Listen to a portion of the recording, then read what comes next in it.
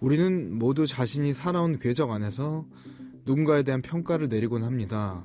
그게 진실인지 아닌지와는 전혀 무관하게 말이죠. 그 소식 들었어? 뭔 소식 말이요? 우리 뒷산에서 글쎄 심씨가 살해당했대. 아이고야, 이거. 아니, 잠깐만. 그 얼마 전에 노씨도 당하지 않았던가? 그랬지. 수법도 아주 비슷하대. 같은 놈인 것 같아. 아이, 도대체 누구야 이거? 경찰에서 죽어라 찾고는 있다는데 에이그 영 그럴 만한 사람 찾기가 쉽지 않다나 뭐라나. 60대 어르신을 둘이나 강간하고 살해한 연쇄살인마가 등장하자 충청남도 연기군의 한 마을은 발칵 뒤집혔습니다. 해당 사건의 범인은 첫 번째 사건이 발생하고 무려 8개월여가 지나서야 붙잡혔는데 범인의 신원이 밝혀지자 사람들은 경악했습니다. 오인규 씨, 당신을 살인 혐의로 긴급 체포합니다. 당신은 묵비권을 행사할 수 있으며. 저 아가 그랬다고? 저 순한거 씨? 말도 안 돼. 지 아버지 농사일도 열심히 돕고 그렇게 예의 바른 아가 그랬다고? 잘못한 거 아니야? 사람들의 편견이 사건의 진실과는 얼마나 다를 수 있는지를 극명하게 보여주는 케이스였습니다. 해당 사건의 범인이었던 오이규는 당시 동네에서 예의 바르다, 순하다 소문이 자자했죠. 그리고 당시 그의 나이 17살.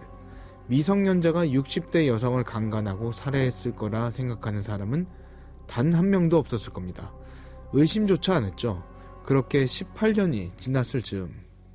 아이고, 모닝커피 한잔하러 갈까? 여기 문 그 조심 좀. 에이, 진짜. 뭐야 저거? 예의 없게. 사장님, 여기 커피. 이게 뭐야? 경찰 불러. 과연 무슨 일이 벌어졌던 걸까요? 사건 엑스파일 지금 바로 시작합니다.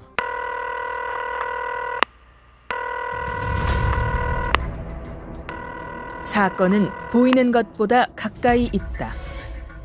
이원화 변호사의 사건 엑스파일. 안녕하세요. 사건 엑스파일 이원화입니다. 오늘도 로엘 법무법인 이수연 변호사와 함께합니다. 변호사님 어서 오세요. 안녕하세요. 로엘 법무법인의 이수연 변호사입니다. 오늘 다뤄볼 이 사건 자칫 미제로 남을 뻔했던 그런 사건입니다. 그런데 과학수사로 극적으로 범인을 밝혀냈던 대한민국 최초의 수사기법이 적용됐던 그런 사건인데 저도 사실 이거 보면서 이걸로 범인이 특정된다고? 놀라기도 했던 그런 사건인데요. 저도 그렇습니다. 이 사건을 보며 우리나라 과학수사기법에 감탄을 금치 못했는데요. 청취자분들께서 도대체 무슨 기법이길래 그러냐 굉장히 궁금하실 것 같습니다. 그래서 일단 어떤 일이 있었던 건지부터 이야기를 해드리도록 하겠습니다. 2007년 대전의 한 다방에서 여종업원이 살해당했다는 신고가 접수된 사건입니다. 당시 현장에서는 피를 흘리고 있는 종업원이 하나도 아니고 둘이나 됐었고요. 현장은 온통 피범벅이 되어 있었다고 합니다. 도대체 무슨 일이 있었던 건가 싶은데 일단 피해자가 2명이다 얘기를 해주셨는데요. 두 분 모두 사망하셨나요? 다행히 한 분은 생존했습니다. 사건 현장은 다방으로 다방에 들어선 손님이 현장을 발견하고 경찰에 신고하면서 발견되게 됐습니다. 그리고 범인은 살인 직후 밖으로 달아났고 그 도망자가 부딪히며 목격한 목격자도 나타났습니다. 혹시 그 남성이 부딪혔다던 그 사람이 범인이었을까요? 그럴 가능성이 높았습니다. 경찰은 목격자의 증언을 토대로 30대 후반가량의 키는 175cm, 스포츠형 머리, 검정태, 안경이라는 단편적인 정보로 몽타주를 만들었습니다. 그리고 살아남은 한 명의 피해자 A씨로부터 증언을 받아 수사를 진행하려 했습니다만 이 A씨가 사건 당시의 충격으로 검은색 상의를 입은 남성이라는 것 외에는 대부분을 기억하지 못했습니다. 그러니까요. 살아남았다고 해도 그 트라우마라든지 쉽지 않았을 것 같습니다. 그렇습니다. A씨는 사건 당시 상황을 거의 기억하지 못했습니다. 이에 경찰은 현장에서 나온 증거들로 수사를 진행했는데요. 폴리스 라인이 쳐지고 과학수사대도 출동했는데 다방 안에 있던 담배꽁초와 머리카락, 혈흔은 물론 의경 150여 명을 동원하여 반경 1.5km 주변에서 범인의 것으로 보이는 증거물을 수집했습니다. 또 경찰은 백합다방 주변의 CCTV 분석을 통해 범인이 금강 주변을 따라 도주했을 것으로 예측하고 주변 지역에 대한 대한 수색에 나서기도 했습니다. 결국 경찰은 범행 현장에서 약 500m 떨어진 도로에서 피 묻은 휴지를 찾아낼 수 있었습니다. 이런 물증과 그리고 현장이 워낙 잔인하게 피투성이가 되어 있었기 때문에 경찰은 원한 관계에 있는 자의 범행으로 추정을 하고 종업원 주변 인물들을 샅샅이 조사했는데요. 그렇지만 용의자를 특정하지 못하고 수사에 난관을 겪었습니다. 그러던 중에 범인의 것으로 추정되는 증거품이 하나 발견되며 수사의 전환점을 맞이하게 됩니다. 뭐였죠? 다방에서 약 1.5km 떨어진 금강 천변에 떠다니고 있던 검은색 점퍼를 발견하게 된 것입니다. 며칠간 물 위에 떠다녔던 점퍼에서 핏자국은 깨끗이 지워져 있었지만 루미놀 시약을 분무하자 점퍼에 가득한 핏자국이 나타났고 휴지에서 발견된 것과 동일한 범인의 DNA를 검출할 수 있었습니다. 또 점퍼에서는 사망한 B씨의 혈흔이 발견되기도 했는데요.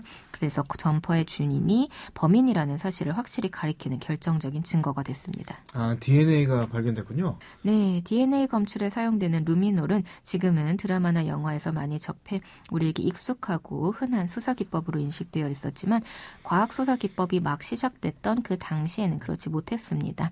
획기적인 발견이었죠. 하지만 당시에는 DNA 데이터베이스가 없던 시절이었어서 용의자의 DNA만 확보한 것으로는 대조할 DNA가 없어서 수사가 진척될 수가 없었습니다. 이에 경찰은 범인의 점퍼에서 발견된 안약인 크라비트 점안액에 집중했습니다.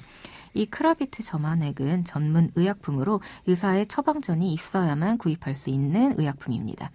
이에 경찰은 전국적으로 병원 기록을 추적하면서 포행망을 좁혀나갔는데요. 사건 발생 19일째가 되던 때에 전국에 크라비트 점안액을 처방받은 사람이 1000여 명이나 있다는 사실이 밝혀지며 경찰의 수사가 다시 발목을 잡혔습니다. 야, 근데 이거 1000여 명의 DNA를 전부 다 전수조사하기도 좀 애매하고요. 사실 쉽지 않았을 것 같습니다. 그렇습니다. 당시 경찰도 그래서 굉장히 많은 고민을 했던 것 같습니다. 그런데 국과수의 조남수 연구원이 영국 옥스퍼드 대학의 논문을 내밀면서 깜짝 놀랄 만한 DNA 수사를 제안했고요. 결국 이 방법을 통해 범인을 잡아낼 수 있었습니다. 당시에 국과수와의 합동 세미나에서 조남수 연구원이 Y 염색체를 분석하고 성씨를 추정해서 범인을 체포한 외국 사례를 소개했습니다. 이 분석 기법에 대해서 간단히 말씀드리면 그 Y 염색체는 부계를 통해서 전해지지 않습니까? 네. 그렇다면 부성주의인 한국에서는 같은 조상을 모신 남성 후손들, 즉 본관이 같은 성씨들은 돌연변이 유전자로 인해서 Y 염색체가 달라지는 그런 극히 드문 경우를 제외하고는 모두 동일한 Y 염색체를 갖게 됩니다. 이 Y 염색체를 추적해서 본관, 즉 성씨를 찾아낼 수 있는 수사 기법입니다. 그러니까 저도 진짜 신기했던 게 DNA를 통해서 남녀의 성이 아니라 사람의 성, 그러니까 제가 이혼하잖아요. 이 씨다라는 걸 알 수 있다는 게 굉장히 놀랍더라고요. 놀랍죠. 하지만 아쉽게도 이원하 변호사님의 성씨는 추적하기가 어렵습니다.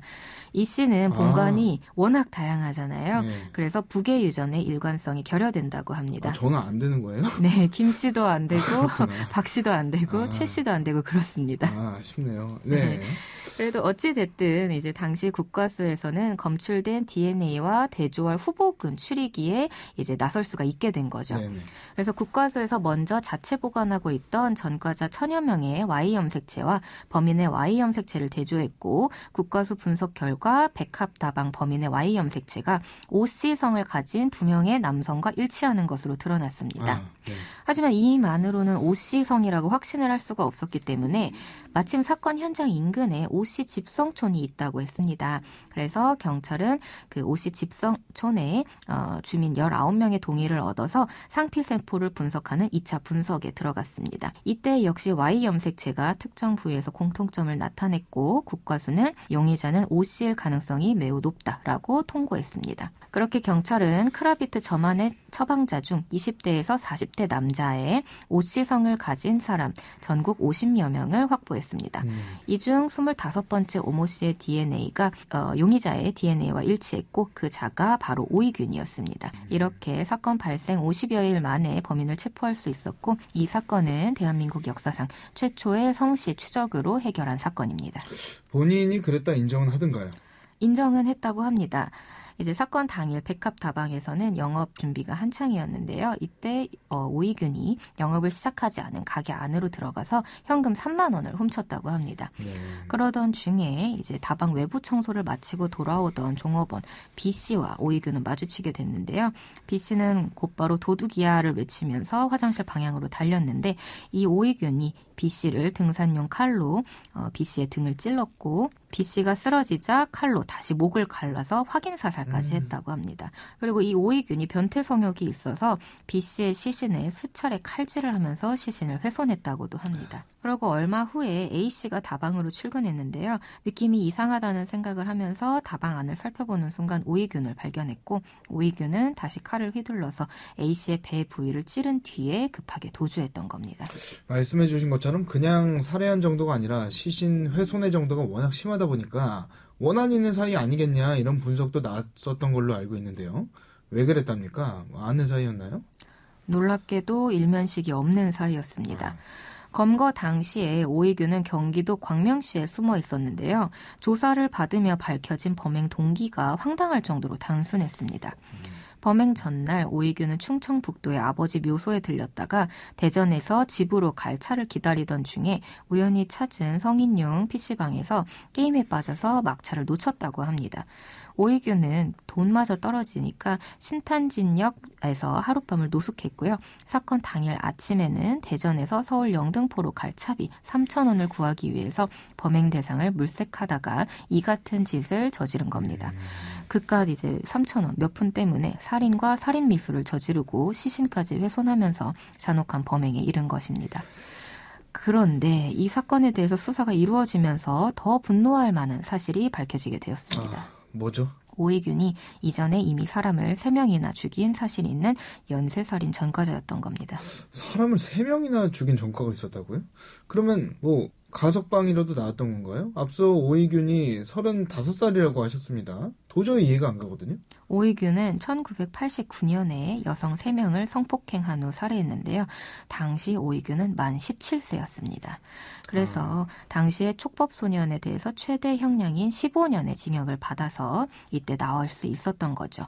15년의 형량은 당시 미성년자에게 내릴 수 있었던 최대 형량이었습니다. 이런 사람들이 있다 보니까 촉법소년 살인에 대한 형량 문제라든지 출소 이후의 관리감도 논란이 벌어질 수밖에 없는 것 같거든요. 오이균에 대해서 검사는 사형을 구형했습니다만 재판부가 죄를 반성하고 반사회적 성격장애를 앓는 점이 고려한다라고 하며 무기징역을 선고했습니다.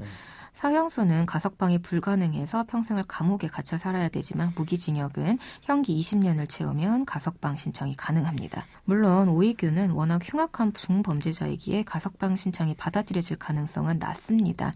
하지만 강력범죄, 특히 이제 강간을 동반한 연쇄살인은 약자에 대한 지배, 과시욕, 충동조절 아니면 가학적인 성격장애로 비롯해서 발생하는 경우가 많습니다. 결국 재범 가능성이 매우 높다는 것인데요.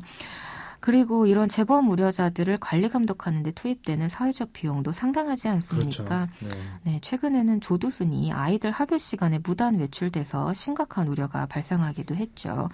결국에는 이런 죄들은 이제 형량을 내릴 때 있어서도 교화 가능성보다는 재범 가능성에 초점을 맞추어서 판결이 내려져야 될 것으로 생각됩니다. 네.